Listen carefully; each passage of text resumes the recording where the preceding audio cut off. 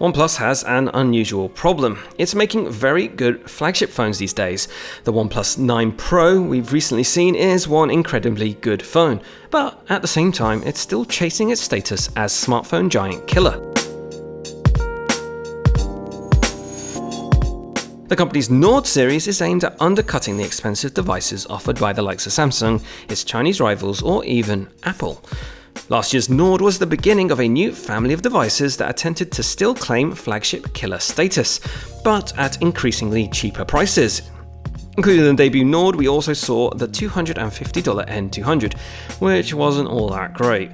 It was, however, $250.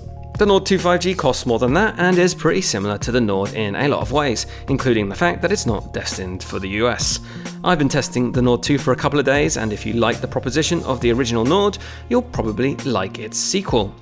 The Nord will cost £399 here in the UK, which works out to roughly $540, and it's taken a slightly more premium approach to its style that's a lot more similar to the more expensive OnePlus 9 series. It might look the part of a flagship, but is it as good? While I love the vivid, eye-catching sky blue of last year's Nord, its successor has a more restrained palette. OnePlus sent me the metallic blue option, and it looks an awful lot like a phone from the OnePlus 9 family, augmented by the giant camera unit, even if it's missing the Hasselblad label. The OnePlus 9 is priced slightly over $1,000, so it makes sense to lean into that design language. It's something that Samsung has done for years with its cheaper smartphones.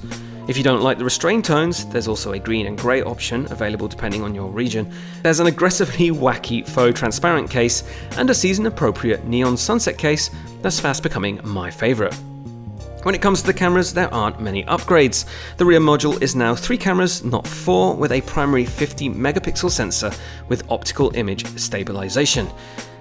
That's a 2-megapixel difference compared to the original Nord, and it might not seem worth noting. However, the new primary sensor has bigger pixel size, that's 1 micrometer, up from the 0.8 micrometers of the original Nord's pixels. However, still falling short of the 1.12 micrometer pixels of the OnePlus 9 Pro.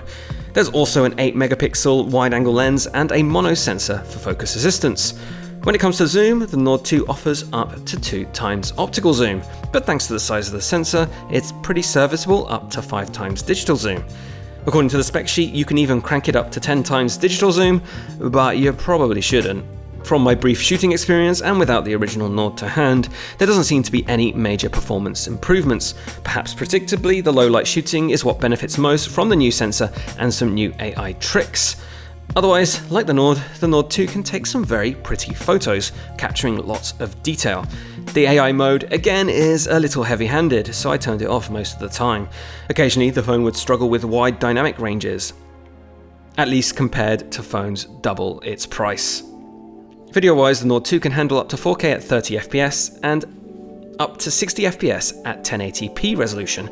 It uses electronic image stabilization to amp up how much wobble it can handle, and video was generally pleasantly smooth.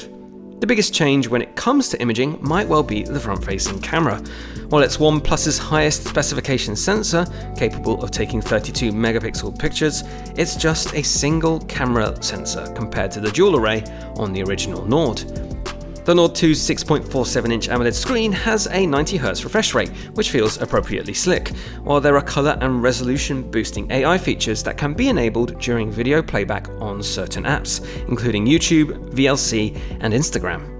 We're mentioning a handful of AI features here, and that's because the Nord 2 5G also marks a shift from Snapdragon processors from Qualcomm to MediaTek, with a chip apparently made especially for OnePlus. It's called the MediaTek Dimensity 1200 AI, which, unsurprisingly, offers a degree of AI-centric muscle to processes like photo manipulation and the aforementioned video playback boosts. Compared to the original Nord, OnePlus claims this processor is 65% faster, while the GPU offers 125% improvements compared to the original. With limited time to test out the phone, so far the processor feels, well, mostly mid-ranged. I swiped and tapped through a handful of games, including Alto's Odyssey through to Genshin Impact, the latter of which is a gorgeous game that can test even the most expensive flagships. Does the Nord 2 offer the most silkiest gaming experience? No, but Genshin Impact is an incredibly resource-intensive game, and is just very good at making most phones sweat. Does it beat a flagship phone double or triple the price? God no, but can it handle it? Yes, I did experience a few stutters on a few games that the Nord 2 shouldn't really have to struggle with, but no apps suddenly shut down or anything like that. So far, so good.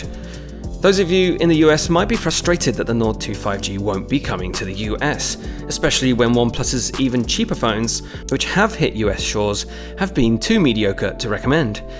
However, there could be hope for future devices that land somewhere between basic smartphones and OnePlus's flagships.